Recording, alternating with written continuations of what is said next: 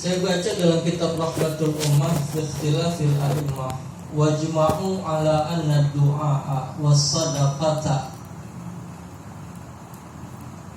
4 imam mazhab berijma, sepakat bahwa doa, sedekah, wal istighfar mohon permohonan ampun kepada Allah, wal hajja wal itqa tanfa'ul mayyita wa yasilu ilaihi thawabuhu.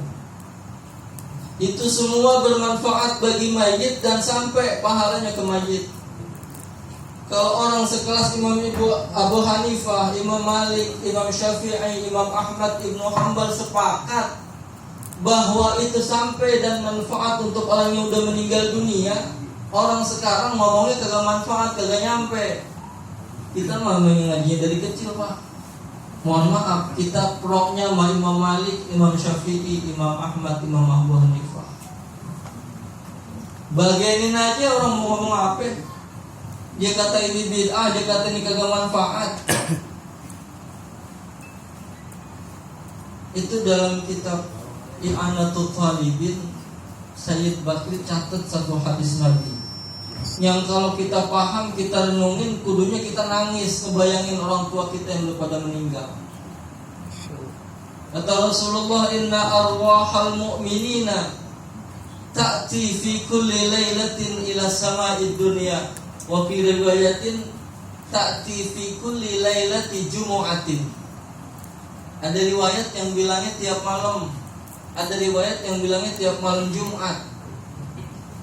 Jangan buru-buru ngambil thariqatut tarjih, tapi coba dulu thariqatul jam'i, dikombinasikan, dikompromikan antara dua riwayat yang berbeda itu seolah-olah. Maka kata ulama, tiap malam mereka datang bil khusus di malam Jumat. Makanya orang Betawi bedain malam Jumat sama malam Minggu. Kalau malam Minggu masih pantas sekali nongkrong di BKT. Malam Jumat mah gak pantas, Pak, nongkrong di BKT. Baca Yasin minimal. Itu mereka datang di langit dunia, langit pertama, wa taqifu bi hadai buyutihim, berdiri tepat di atas hubungan rumahnya. Tuh Ustaz, kalau rumahnya udah digusur gimana tuh dia tuh? Kalau rumah gue kagak gitu.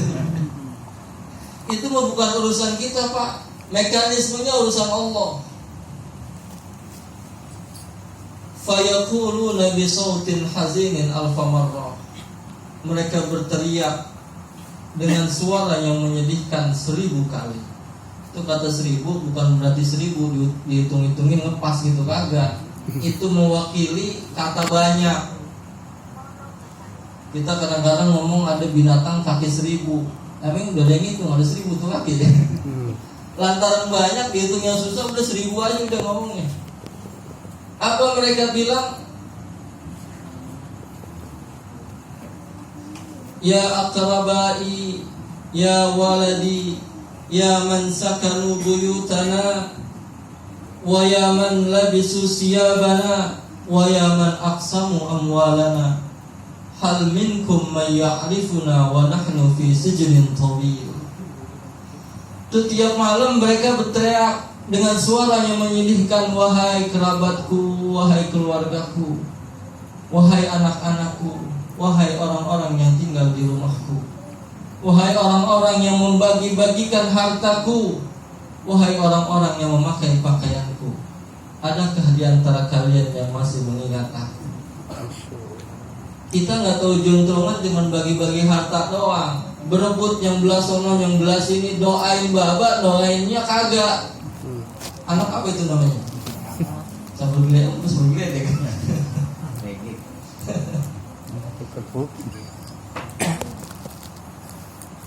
Lantaran kata Imam Ibnu Taimiyah, i'tiqad model gitu menyalahi ijma' ulama.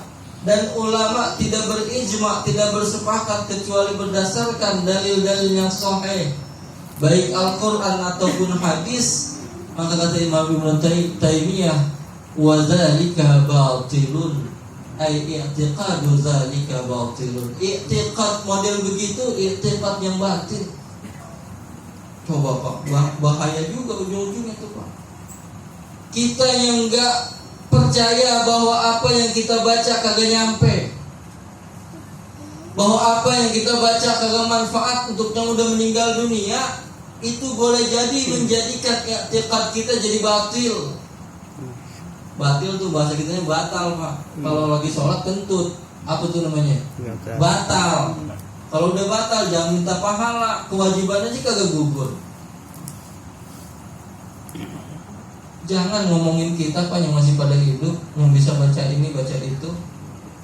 Itu dalam kitab Mukhtasar Tazkiratul Qurtubi ada hadis Nabi, kata Rasulullah, idza mata li ahadikum mayyitun, apabila telah meninggal dunia bagi kalian seorang mayit, fa ahsinu fi kafnihi, bagusin kafannya. Bukan beliin kapan yang bagusan, bukan, kagak. Kapan Rasul juga sama kayak gitu. Bagusin cara kafaninnya. Karena kemarin-kemarin ada orang mati kagak pakai dikafanin.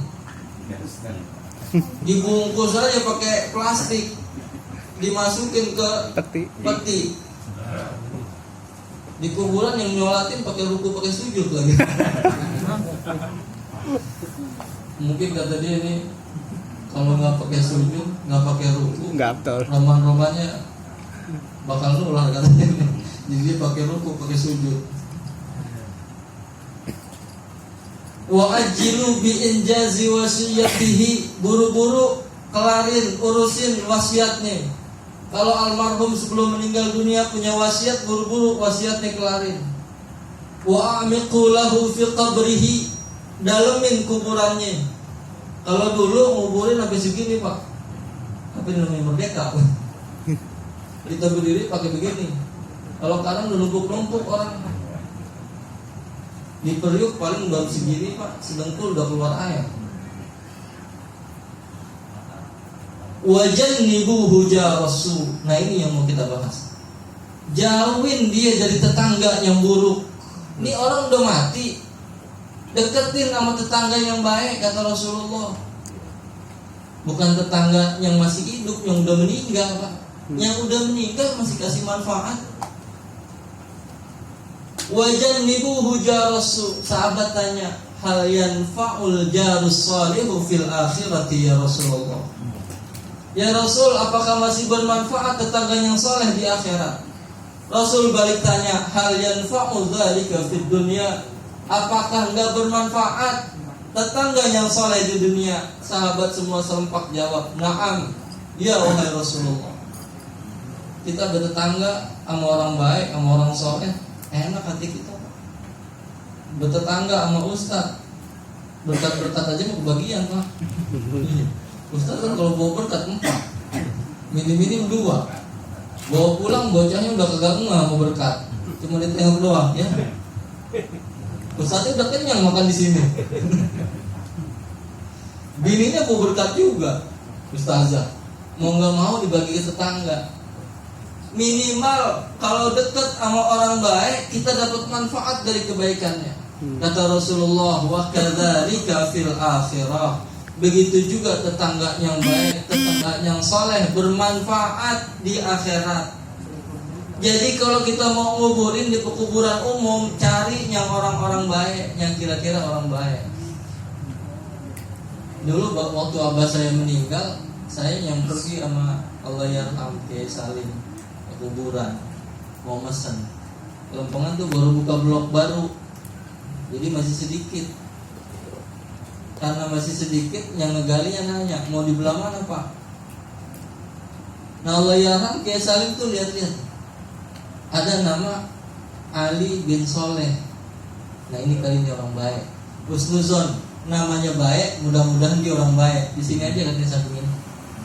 Kalau kita sih kalau emang tahu ada kuburan orang soleh di sini, kita deketin. Maka kata Imam Al-Qurtubi, wa min huna istahabbal ulama'u ay yaqsudal insanu min mayyitihi al-qabra min quburis salihina wa ahlil khair. Maka ulama berdasarkan hadis ini mensunnahkan setiap orang bermaksud kepada mayitnya cari kuburan orang-orang soleh dan orang-orang baik, tabarrukan bihim, sebagai bentuk tabarruk, wa tawassulan ilallahi ta'ala biqurbihim, dan sebagai bentuk tawassul kepada Allah dengan kedekatan mereka orang-orang soleh. Kalau orang yang udah meninggal bisa kasih manfaat untuk yang udah meninggal juga, Pak, sama-sama udah meninggal. Gimana kita yang masih hidup, yang kita masih bisa baca ini, baca itu, doa ini, doa itu, kita samperin kuburnya, kita ziarahin, kita sedekah untuk orang tua kita.